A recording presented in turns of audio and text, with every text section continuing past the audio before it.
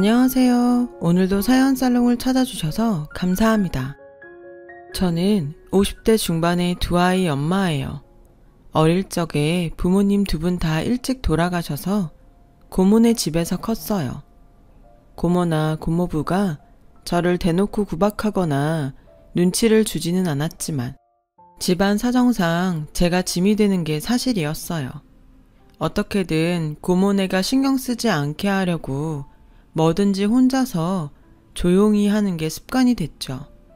계속 그렇게 살다 보니 얼른 어른이 돼서 기피하고 자유롭게 사는 게 제 꿈이 돼버렸죠.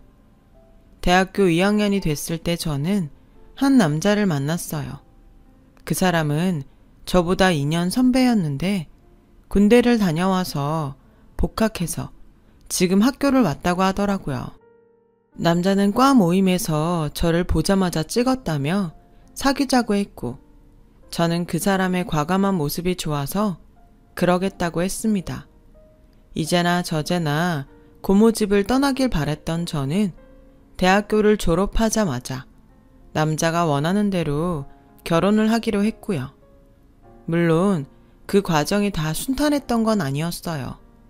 고모 부부는 제가 결혼을 한다고 하니 대놓고 불평을 하셨어요.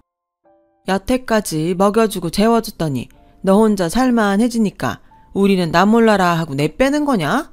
난 그래도 네가 졸업하고 몇 년은 일하면서 그동안 키워준 값은 주고 갈 줄 알았는데 아주 사람 곶감 빼먹듯 빼먹고 나가는구나.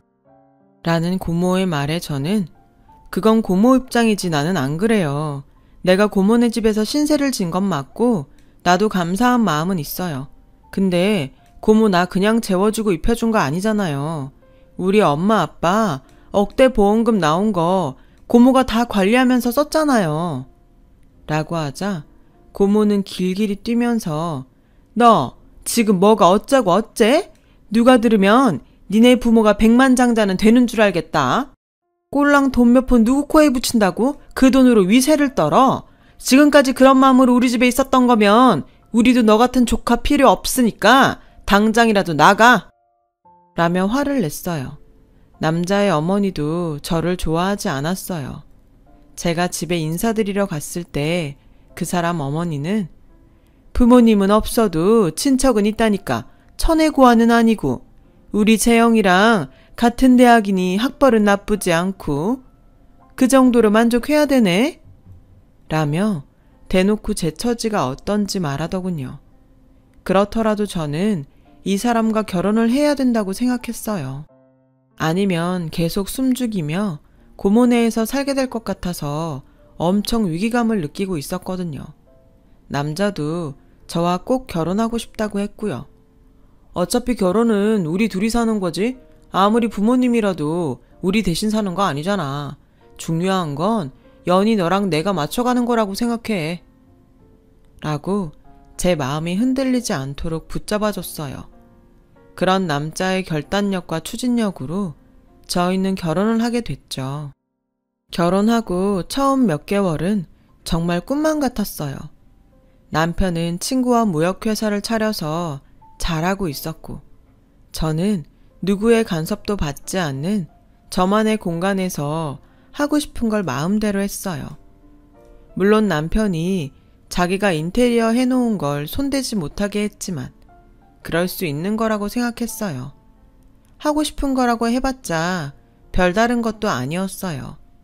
아침에 일어나서 마음 편하게 커피도 마시고 거실에서 TV도 자유롭게 보는 그 정도였죠. 그것만 해도 저는 정말 날아갈 것만 같았어요. 그만큼 고모네 집에서 눈치를 보며 살았던 것 같아요. 결혼하고 6개월이 지나자 저는 점점 남편 때문에 힘들어지기 시작했어요. 원래 단정하고 정리정돈이 잘 되어 있는 걸 좋아하긴 했지만 저한테 요구하는 게 많아지더라고요. 왜 옷장이 이렇게 엉망진창이야? 내가 옷걸이 간격은 똑같이 맞춰서 걸어놓으랬지. 신발을 종류별로 나란히 정리하는 게 그렇게 어려워? 이거 봐. 간격도 안 맞잖아. 왜 신문이 아침에 나갈 때랑 다른 곳에 있는 거야? 바닥 청소 오늘 몇 번 했어? 아침, 점심, 저녁 3번 했으면 이렇게 더럽지 않을 텐데. 라며 사사건건 모든 걸 다 점검했어요. 그리고 생활비 쓰는 것도 간섭했어요. 지금 이 영수증하고 여기 돈 남은 게 1,200원이 안 맞아. 내가 뭐든지 영수증 다 받아오라고 했지. 영수증 안 주는 데선 사지 말라고. 처음에는 남편이 꼼꼼하고 섬세한 성격이라서 그런 거라고 이해하고 최대한 맞춰주려고 노력했죠. 하지만 남편의 요구는 끝이 없었어요. 나중에는 남편이 아니라 감독관처럼 보일 지경이었어요. 여보, 내가 당신 눈에 부족한 게 많을 거야. 내가 부족한 건 사실이지만 당신이 너무 하나하나 다 따지고 드니까 솔직히 힘들고 스트레스 받아. 그리고 나도 내 취향이라는 게 있잖아. 내 생활 습관도 좀 받아주면 안 돼? 뭐든 당신한테만 맞추라는 건 좀 아닌 것 같아. 이게 무슨 스트레스 받을 일이야. 내가 결혼 전에 분명히 그랬지. 결혼은 우리 둘이 사는 거니까 둘이 맞춰가면 된다고. 근데 내가 매일 체크하는 건 기본적인 거야. 당연한 것도 못하면서 뭘 맞춰달라는 거야? 일단 할 걸 제대로 해놓고서 맞춰야 되는 거 아니야? 정말 말이 통하지 않았어요. 저는 갈수록 지치기만 했고 남편의 잔소리는 더 심해졌어요. 한 번은 제가 장을 보러 갔다가 늦어져서 남편이 오기 전에 집안 정리를 하느라 정신이 없었어요. 그 바람에 머리며 옷이며 제대로 하고 있을 시간이 없었죠. 남편은 집에 오자마자 그런 저를 보더니 인상부터 찌푸렸어요. 그 머리랑 옷걸이 그게 뭐야? 하루 종일 이러고 있었던 거야? 내가 집에 오는 시간이라도 단정하게 하고 있을 수 없어? 진짜 내가 집에 오자마자 이런 꼴을 봐야겠냐고. 오늘 시장 보는 게 너무 늦어져서 장 보고 집에 와서 정리하느라 그랬어. 어머니가 갈비찜하고 신선로를 만들어서 가져오라고 하시잖아. 재료 사는데도 정말 시간 많이 걸렸다고. 그래서 지금 우리 엄마 때문에 그랬다는 거야? 어떻게 갈수록 제대로 하는 건 없이 게으름만 피우고 핑계 맞느냐? 라더니 문을 탕 닫고 방으로 들어가 버리더군요. 저는 하루 종일 쉬지도 못하고 일만 했는데 남편한테 게으르다며 핀잔만 들으니 너무 서럽더라고요. 시어머니는 거기다 한술 더 떴어요. 워낙에 입맛도 까다롭고 따지는 게 많아서 음식 만들 때도 굉장히 신경 썼는데도 한번 먹어보고 손도 대지 않는 거였어요. 음식이 어째 다 짜고 달고 그러냐? 내가 전에도 말했지. 음식은 보기 좋아야 하고 그 다음에 간이 맞아야 된다고. 근데 넌 어째 한 번도 간을 제대로 맞춰오질 못하냐? 어머니, 저 이거 요리책에서 보고 간도 거기 써있는 대로 다 맞춘 건데요. 그리고 제가 먹어봤을 때 그렇게 이상하지 않았어요. 또 변명이야? 꼭 제대로 하지 못하는 것들이 이렇다 저렇다 말만 많지. 이러니 집안 살림을 어떻게 할지 안 봐도 뻔하다. 너 내 아들 밥은 제대로 먹이니? 어쩌자고 저런 거랑 결혼을 하겠다고 했는지 원. 저는 정말 더는 못 살 것 같다는 생각을 하루에 몇 번씩 했어요. 하지만 이혼하고 나면 사람들 눈초리는 어떻게 감당할지, 혼자서 살 수는 있을지 걱정되는 게 너무 많았죠. 게다가 그때 막 임신한 사실을 알게 되어서 아이를 위해서라도 제가 참고 살아야 된다고 생각했어요. 그러던 어느 날 남편이 회사 직원들을 집으로 초대한다고 하더군요. 저희가 이사를 하고 얼마 안 됐을 때였어요. 집들이 겸 당신 소개시키는 자리야. 그러니까 제발 잘 좀 해. 나 창피하게 만들지 좀 하지 말라고. 지금처럼 이렇게 앞치마에 밥풀 묻히고 있지 말고. 라며 인상을 박박 쓰고 출근을 하더군요. 저는 그날부터 집들일 날 뭘 해야 할지 고민했죠. 음식 리스트를 써서 남편한텐 검사도 맡고 그릇 같은 식기는 뭘로 하면 좋을지도 골랐고요. 하지만 일도 너무 많았고 혼자 하기에는 벅찰 것 같았어요. 여보, 이 음식을 나 혼자서는 다 못할 것 같은데 몇 가지는 백화점에서 사오면 안 될까? 그릇도 당신이 하자고 한 건 사람들 수에 맞추려면 모자라기도 하고 그냥 다른 그릇들도 같이 놓고 쓰자. 정 힘들면 우리 엄마 불러서 같이 만들어. 내 손님 치르는 음식을 사오는 건 절대 용납 못해. 그리고 그릇도 그래. 내가 항상 품격 있는 걸로 사라고 했지. 맨날 자기가 원하는 거 사야 부엌일도 더 하기 편하다고 하더니 이게 뭐야? 결국은 이런 중요한 데 쓰지도 못하잖아. 됐으니까 내 카드로 그릇 다시 사. 난 좀 이해가 안 돼. 그냥 회사 직원 몇 명 부르는 거잖아. 근데 이렇게 그릇까지 다시 사고 어머니까지 불러서 일을 벌려야 되는 거야? 그냥 좀 편하게 할 수도 있잖아. 내가 지금 홀몸도 아닌데 당신이 나 좀 맞춰줘. 그러자 남편은 불같이 화를 내면서 우리 회사 직원들이니까 더 잘해야지. 뭐? 일을 벌려? 그럼 당신이 혼자서 잘하면 되잖아. 그리고 남이 안 가진 애가 졌어? 당신은 뭐 하나 일 생기면 그걸로 되게 위세 부리려고 하더라. 잔말 말고 내가 시키는 대로 해. 당신은 조금 힘들다고 안 하려고 하는 그런 버릇 고쳐야 돼.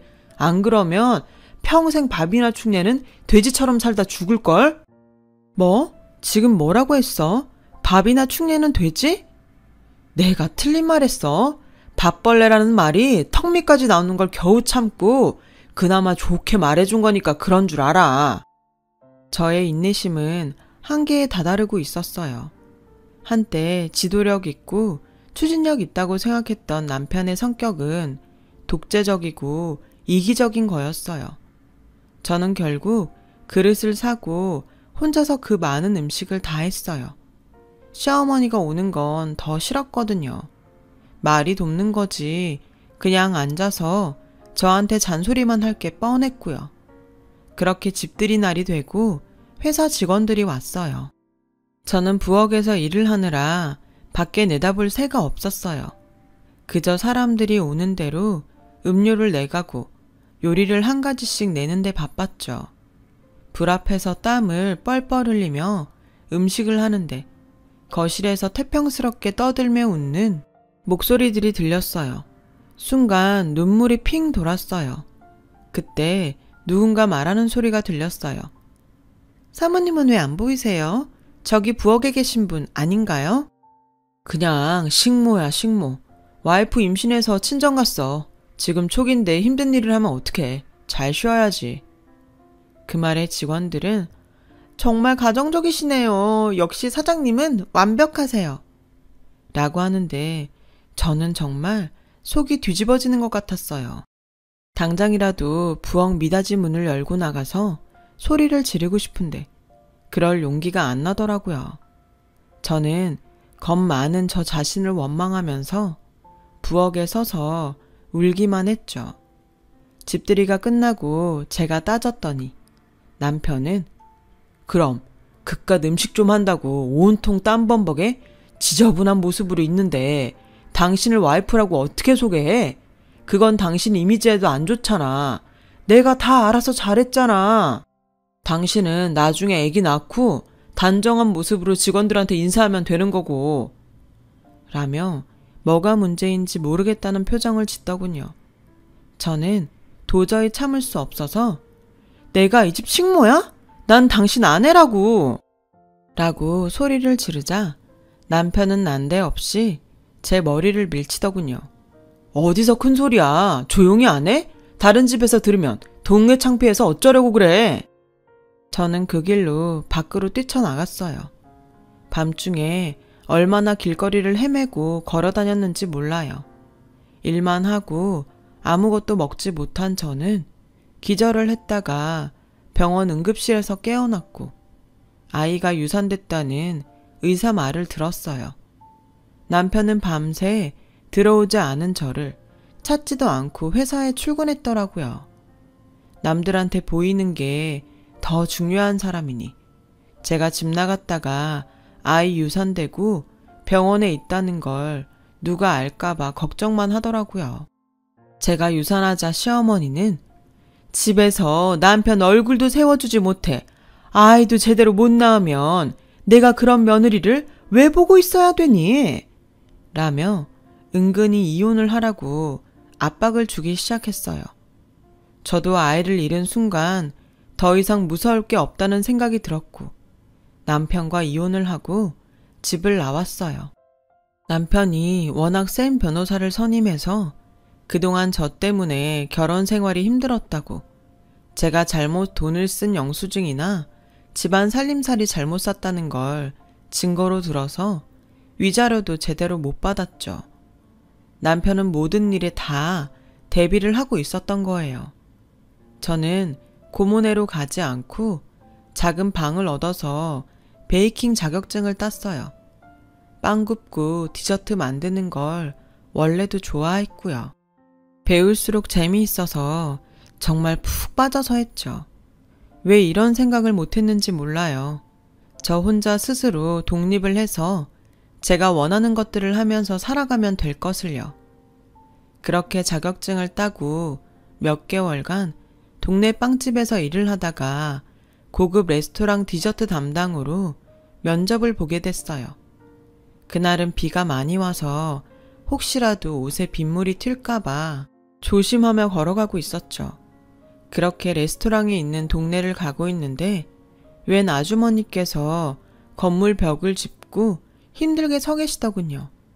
보니까 안색이 창백한 게 어딘가 아프신 것 같아서 다가갔죠.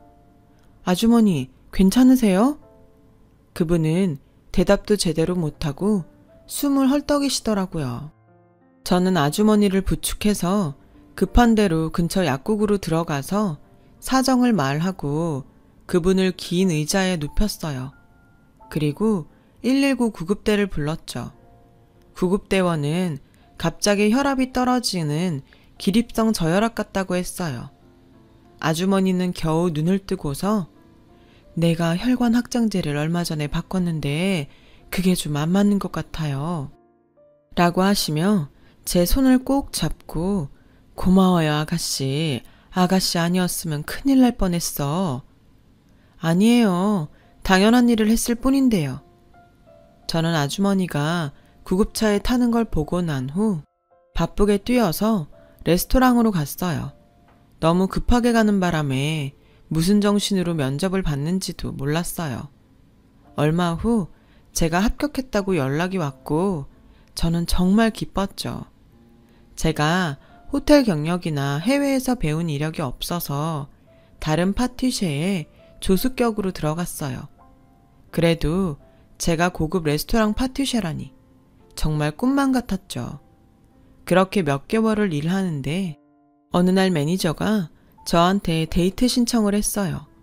그 사람은 직원들한테도 아래 위 따지지 않고 공정이 잘 대해서 평이 좋았어요. 또 인상도 선하고 좋아서 저도 괜찮은 사람이라고 생각했지만 저한테 데이트 신청을 할 줄은 꿈에도 몰랐죠. 좋기도 하지만 부담도 많이 됐어요. 게다가 제 과거를 알면 어떨지 걱정이 돼서 저는 일단 그 사람을 만나서 제 얘기를 쭉 했어요. 이렇게 제 사적인 얘기를 하는 건 이래도 아무 거리낌이 없으면 저를 만나셔도 되고 조금이라도 마음에 불편한 게 있으면 시작하지 않는 게 좋을 것 같아서예요. 정말 이상한 사람들이 다 있네요. 그동안 혼자서 얼마나 힘들었어요. 마음이 불편하다뇨. 저는 그런 거 없어요. 실은 저도 약혼했다가 파혼한 적이 있는걸요. 매니저는 여자가 양다리를 걸친 걸 알게 돼서 결혼 직전까지 갔다가 깨졌다고 했고 저희는 서로의 아픔을 이해하며 가까워지게 됐어요. 그리고 둘이 결혼 약속을 하게 됐는데 남자 어머니를 만나고 저는 너무 깜짝 놀랐어요. 바로 제가 면접 보던 날 길에서 쓰러질 뻔했던 분이었거든요. 게다가 이 레스토랑 오너라는 거였어요.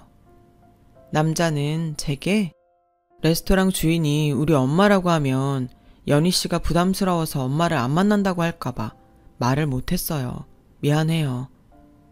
남자 어머니는 환하게 웃으며 제 손을 잡고서 아가씨 덕분에 내가 살았어. 거기서 그냥 쓰러졌으면 큰일 날 뻔했대.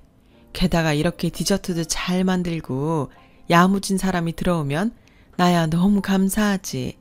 그리고 아주 모르는 사람보다 더 낫지 않겠어? 라는데 진심이 느껴져서 눈물이 핑 돌았어요. 알고 보니 사장님은 레스토랑 말고도 유명한 카페도 몇 개 갖고 있었어요. 그리고 벤처기업 같은 데에 투자도 많이 하는 큰 손이었더라고요. 저는 남편과 사장님의 배려로 주변 지인들만 초대해서 결혼식을 올리게 됐어요. 또 유명한 파티셰 밑에서 디저트 수업도 받게 됐죠. 남편은 앞으로 우리 레스토랑을 위해서도 제가 더 많이 배웠으면 좋겠다고 했어요. 지금 당신 실력이 뒤떨어져서가 아니라 당신이라면 더 뛰어난 파티셰가 될 수 있으니까 괜찮은 스승 밑에서 배우라는 거야. 나도 그런 뜻인 거 알아. 나야 이렇게 좋은 기회를 주는 것만도 너무 감사하지. 저는 정말 열심히 배웠고 그 파티셰한테도 칭찬을 받을 만큼 예쁘고 맛있는 디저트를 만들면서 그 수업을 끝낼 수 있었어요. 레스토랑에서도 제가 만든 디저트 반응이 좋다며 제게 많은 걸 맡기기 시작했죠. 그렇게 바쁘고 행복한 날들을 보내고 첫 딸을 낳게 됐어요. 아기가 100일이 지나고 얼마 안 돼서 아이를 처음 데리고 레스토랑에 갔어요. 남편 사무실로 가려는데 어머니 사무실 안에 누가 앉아있는 게 보이더라고요. 무심히 쳐다봤는데 전 남편이었어요. 저는 너무 놀라서 얼른 그 자리를 피했죠. 나중에 얘기를 들으니 전 남편이 사업을 확장해서 화장품을 만들었는데 그 일에 돈이 많이 들어가서 시어머니한테 투자를 부탁하러 왔다더군요. 그 사람이 다시 레스토랑으로 온다는 얘기를 듣고 일부러 그 시간에 맞춰 레스토랑에 갔어요. 전 남편은 저를 금세 알아보고는 비웃으며 저를 쳐다보더군요. 이게 몇 년 만이야? 살아는 있었네. 근데 당신이 이런 데를 어떻게 와? 라며 저를 위아래로 계속 훑어봤어요. 그때 남편이 뒤에서 여보, 왔으면 말을 하지. 여기서 뭐해? 라며 저를 불렀고 제 남편을 알아본 그 남자는 얼굴 표정이 변했어요. 여보라니, 이게 어떻게 된 거야? 어떻게 되긴 내 남편이야. 우리의 아빠. 라고 하자 남편이 이 사람이 당신이 말했던 그 사람이야?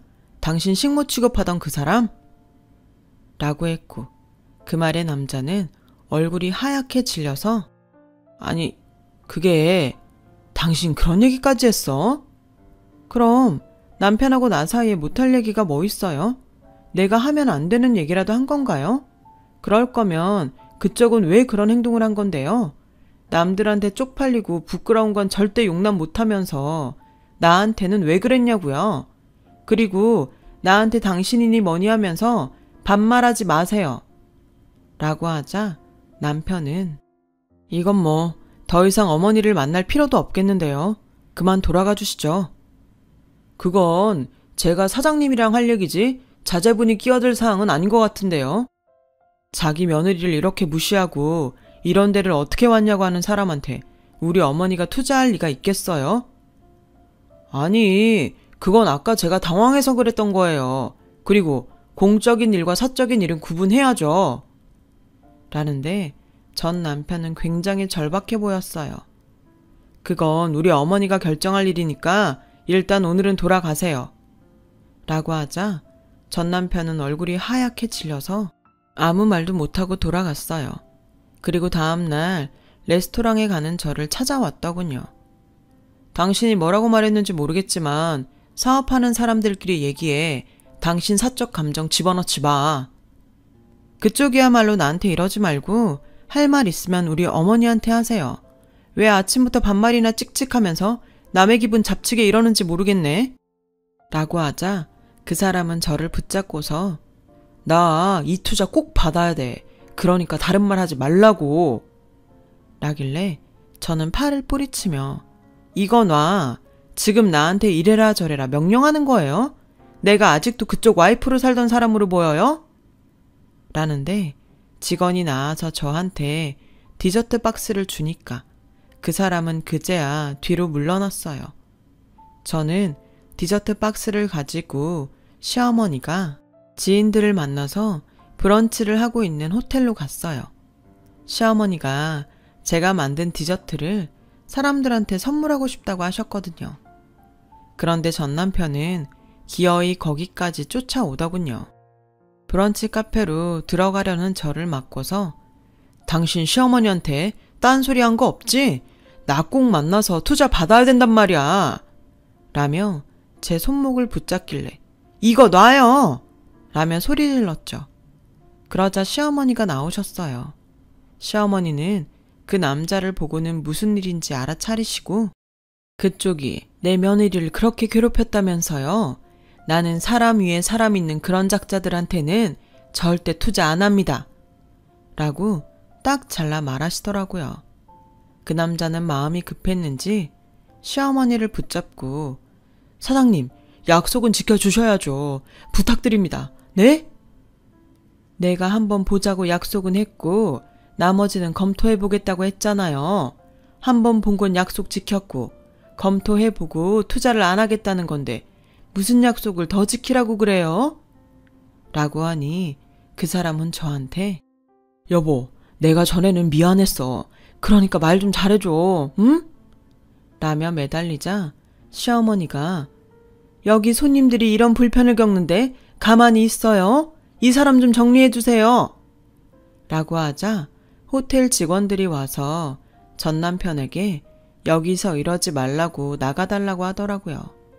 그 남자는 어쩔 수 없이 끌려가다시피 자리를 떴어요.